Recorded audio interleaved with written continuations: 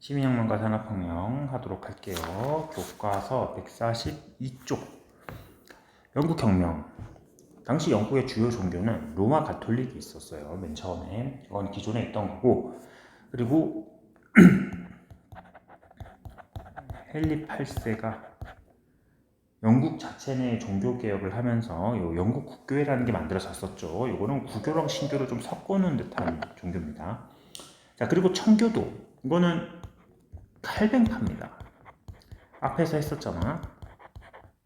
칼뱅파가 30년 전쟁이 끝나는 베스트팔렌 조약을 끝으로 인정을 받았고 유럽 각국으로 퍼집니다.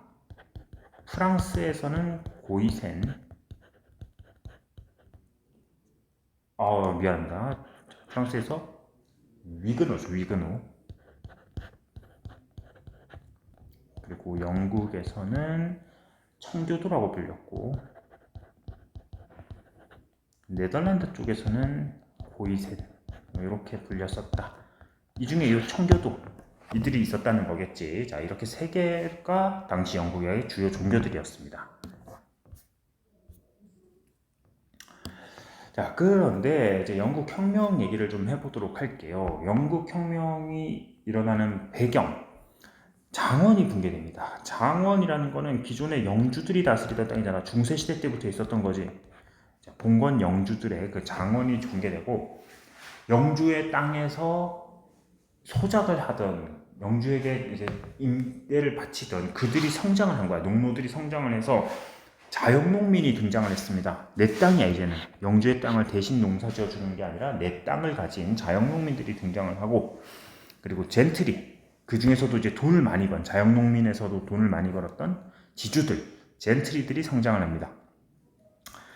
도시화 상공업의 발달, 당시 그 무역 활성화 이런 걸로 도시랑 상공업이 발달을 해서 시민 계급이 성장을 합니다. 다시 말하면 시민 계급은 대부분이 상공업자들, 상공업에 종사했겠죠. 이들이 자금이 많았다는 거야. 결국은 돈이 많았어. 그러니까 새로 이제 성장을 한 거야. 그리고 그들은 돈이 많았다는 거는 재물의 축제를 부를 축적하는 것을 긍정했던 청교도와 밀접한 관련이 있을 수밖에 없죠. 앞에 얘기했습니다. 칼뱅파를 이 상공업자들이 좋아한 새로 떠오르는 시민계층들이 좋아한 이유가 바로 이 부의 축적을 긍정했다는 것 때문이죠. 예정설. 그렇기 때문에 영국에서도 마찬가지였습니다. 청교도 세력, 젠트리와 시민 계급이 점점 성장을 해서 이제 영국 정치에까지 진출을 합니다. 의회에 진출을 해요. 그리고 이들은 왕실의 사치와 부패를 비판합니다. 점점 갈등이 심해지고 있어요. 자, 영국 혁명인데 요거를 먼저 기억을 좀 해볼게요. 찰제. 영국 혁명은 크게 두 가지가 있어요. 하나는 청교도 혁명, 하나는 명예혁명 있는데 이 청교도 혁명하고 관련된 인물이 제임스 1세, 찰스 1세, 그리고 그 사이에 크로멜이라는 사람이 있고 이 사람은 왕은 아닙니다. 크로멜은 호국경이라고 하는 독재자예요. 그리고 다시 왕이 부활해서 찰스 2세, 제임스 2세. 자, 이런 왕들이 이제 나오게 될 겁니다. 청교도혁명부터 볼게요. 청교도혁명의 배경. 제임스 1세하고 여기는 지금 생략됐는데 제임스 1세도 마찬가지입니다. 제임스 1세와 찰스 1세가 전제 정치를 합니다. 이들은 왕권 신수설, 국왕의 권한은 누가 준 것이다? 그치? 신이 준 것이다. 앞에 절대왕정에서 뭐 왕들이 좋아했던 거죠. 그 왕권 신수설을 고수하면서 의회를 무시하고 전제 정치를 펴니다. 그러니 왕하고 의회의 갈등은 당연히 벌어질 수밖에 없겠죠. 제임스 1세는 그래도 뭐 그렇게 하다가 자기 명망 살았는데 그 아들인 찰스 1세가 전제 정치를 계속 강화하니까 왕하고 의회의 갈등은 점점 커집니다. 그래서 의회는 그 갈등의 끝에 의회의 동의 없이는 세금을 거두지 말라는 권리청원이라는 것을 제시를 해요.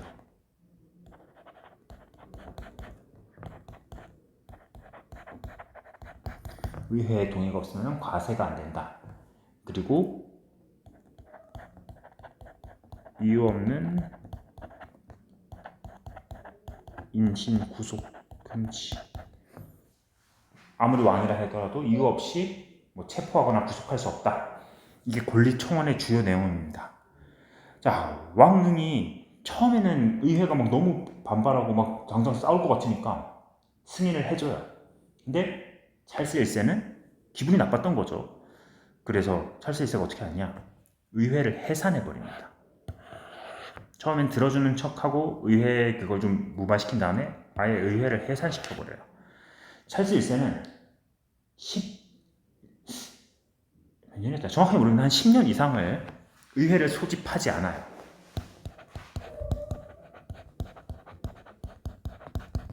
의회 해산한 다음에 한 10년 이상을 의회를 소집하지 않습니다. 그러다가 찰스 1세가 의회를 소집하는 일이 생깁니다. 왜? 그때 영국 위에 있는 이 동네에서 반란이 일어났거든. 스코틀랜드 지역에서 반란이 일어나니까 그 전쟁 비용이 필요한데 돈은 의회에 있는 시민들이 다 갖고 있었잖아. 아까 보니까 그들의 그 젠트리 계층이라던가 시민 계층들이 돈이 많아. 그 돈을 받아야 돼. 전쟁 비용이 필요해. 그래서 스코틀랜드 반란 때문에 찰스 1세는 의회를 다시 소집합니다. 근데 의회에서 와가지고는 우리는 왕말 안 듣겠다. 지난 10년 동안 소집도 안 하다가 갑자기 왜 부르냐 하면서 의회파가 뭉쳐서 왕을 막 비판을 해. 그리고 국왕을 옹호하는 왕당파가 있습니다. 이 둘의 갈등이 막 표면화되고 서로 막 다퉈. 그 와중에 의회파의 장군이 한 명 있었어요. 의회파에 크로멜이라는 사람이 있는데 이 사람은 대표적인 청교도인이에요. 크로멜은 자기를 따르는 철기군을 이끌고 크로멜의 철기군 막강한 부대였습니다. 그들을 이끌고 왕당파를 격파한 다음에 그리고 공화정을 수립합니다. 자, 공화정이라는 거는 왕이 있다 없다? 왕이 없다는 거예요. 이 사람 어떻게 됐을까요? 찰스 1세 처형당합니다. 죽였어요. 흔히들 뭐 프랑스 혁명에서 루이 16세 죽인 것만 기억하는데 영국에서도 왕을 죽인 적이 있습니다. 이렇게 크로멜이 이끄는 군대가 찰스 1세를 처형했다.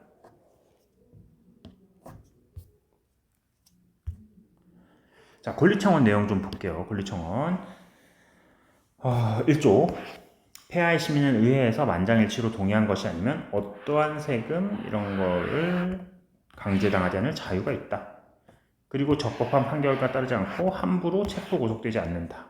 의회 동의 없는 과세 금지, 자의적 인신구속 금지. 왕이라 하더라도 마음대로 하지 마라 이거죠. 청교도 혁명의 전개 과정입니다. 뭐 크로멜의 이런 이야기들 나옵니다. 다음 영국 혁명.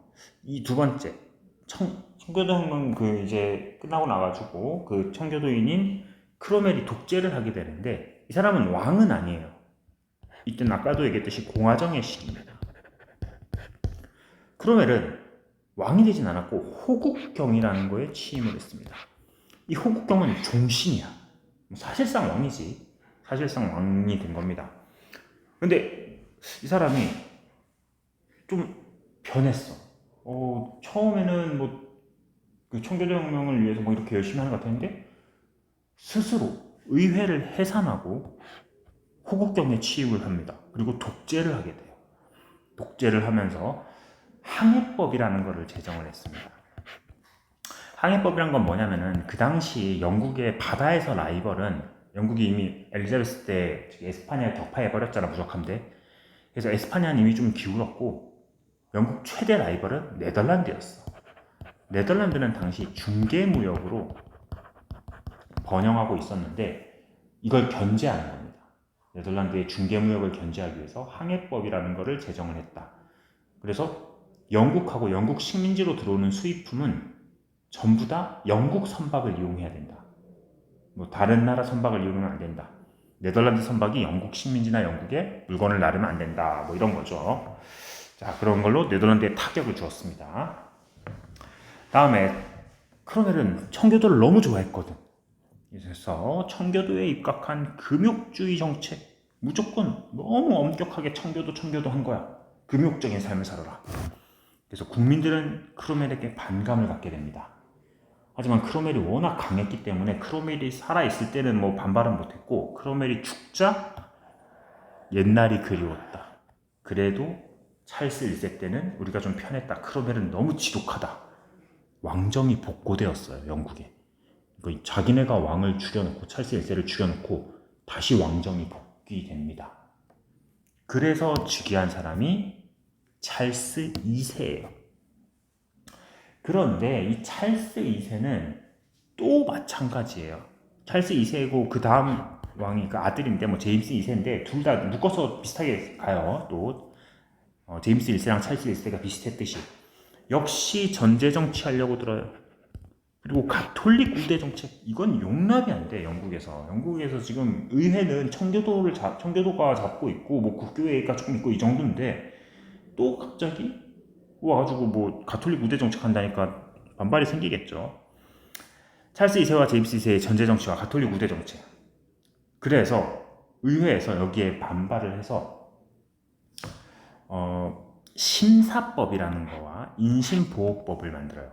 심사법은 비국교도의 공직 취임 금지, 비국교도인의 공직 취임을 금지하는 심사법, 그리고 불법적인 체포를 금지하는 인신보호법, 이런 거를 제정을 합니다. 그때부터 어떻게 되냐? 왕을 지지하는 토리당하고 의회를 지지하는 휘그당하고 나눠서 싸우기 시작해요. 또 자기 내에서. 의회 내에서 토리당과 휘그당이 싸웁니다. 자, 다시 갈등이 커져가죠. 심사법과 인신보호법, 그리고 왕은 그 말 안 들으려고 그러고. 결국 이 제임스 2세의 친가톨릭 정책에 불만을 품고 또 제임스 2세가 심사법하고 인신보호법을 무시했거든. 그러자 의회 이 휘그당 세력이 제임스 2세를 축출해버립니다. 이번엔 죽이진 않았어요. 이 사람 프랑스로 갑니다. 프랑스로 쫓겨나고 대신 이 사람들은 새로운 왕을 데리고 옵니다. 이 새로운 왕은 누구냐? 그 찰스 2세의 딸 메리입니다. 이 사람이 어디에 있었냐? 당시 네덜란드로가 있었어요. 네덜란드의 총독에게 실가 있었거든. 그래서 메리하고 그 남편하고 두 명을 다 데리고 옵니다. 그런데 데리고 오면서 얘네 둘이 또 데리고 왔는데 또 독재하지 말란 법 없잖아. 새로운 왕으로 데리고 왔는데. 그래서 새로운 왕인 메리와 윌리엄 이 공동왕에게 권리장전을 승인하게 합니다. 자, 그래서 이 메리하고 윌리엄은 의회가 제정한 권리장전을 승인한다. 이 과정에서 제임스 2세가 알아서 도망가 버렸거든. 싸우지 않고 알아서 도망가서 의회가 피 한 방울도 안 흘리고 이뤄진 혁명이다 해서 뭐 명예혁명, 명예로운 혁명이었다 뭐 그런 이야기도 합니다. 자, 그 결과, 권리장전 이후에 어떤 결과가 있느냐? 대영제국의 성립. 그 이후 왕인 앤 여왕이란 사람일 때 아일랜드를 병합하고 그리고 브리튼 섬을 통합하면 스코틀랜드도 병합했어요. 이런 곳을 아일랜드와 스코틀랜드를 병합하면서 연합 왕국이 성립합니다. 그리고 앤이 후사 없이 죽자 영국에서는 새로운 왕을 찾아야 돼. 근데 앤이 자식이 없으니까 독일에서 데리고 옵니다.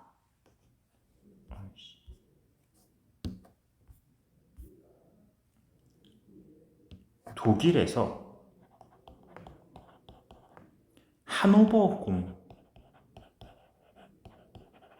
한오보 공을 데리고 와요. 근데 이 사람은 영국 왕으로 데리고 왔는데 문제는 이 한오보 공이 영어를 할 줄 몰랐대. 영국 왕인데. 영국 왕으로 데리고 왔는데 영어를 할 줄, 독일에서만 계속 살았던 거지. 그리고 이 사람은 영국 사정도 몰라 잘. 독일에서만 살았으니까. 그래서 데리고 와서 그냥 허수아비로 놔두는 거죠. 그냥 이렇게 명목상 왕으로 두고 모든 정치는 내각을 구성해서 내각에서 운영을 하는 내각 책임제가 도입됩니다. 이 왕이 바로 독일 하노버공이 바로 조지 1세라는 사람인데, 하노버공 조지 1세는 이런 말을 했다고 해요. 국왕은 군림하되 통치하지 않는다. 왕은 이렇게 명분적으로 있으나 통치 않는다. 지금도 그렇죠. 지금도 영국에 수상이 있지, 뭐 왕도 있고 수상도 있지만 실질적인 통치는 수상이 하잖아. 의는 의회의 입법권과 과세권을 확인. 여기 결국엔 왕하고 의회하고 싸워서 의회가 이긴 겁니다. 그리고 의회 중심에 입헌 군주제의 토대가 마련되었다. 마지막입니다. 권리장전. 왕은 의회의 동의 없이 법률의 효력 정지 및 집행 정지를 할 권한이 있다는 주장은 위법이다. 그러니까 의회의 입법권, 왕이 대권을 고실로 의회 동의 없이 쓰기 위한 비용을 과세하는 것은 위법이다. 역시 마찬가지. 과세권, 의회의 과세권, 의회가 동의가 없는 한 상비군을 징집 유지하는 것도 위법이다. 군대도 가지면 안 돼. 왕이 군대가 있으면, 상비군 갖고 있으면 언제 또 의회를 탄압할지 모른다. 의원의 선거는 자유로워야 된다. 의회 선거의 자유.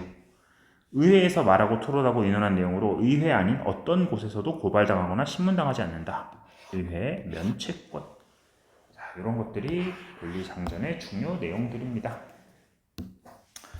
자, 다 됐습니다. 여기까지 하도록 하고 교과서를 볼게요.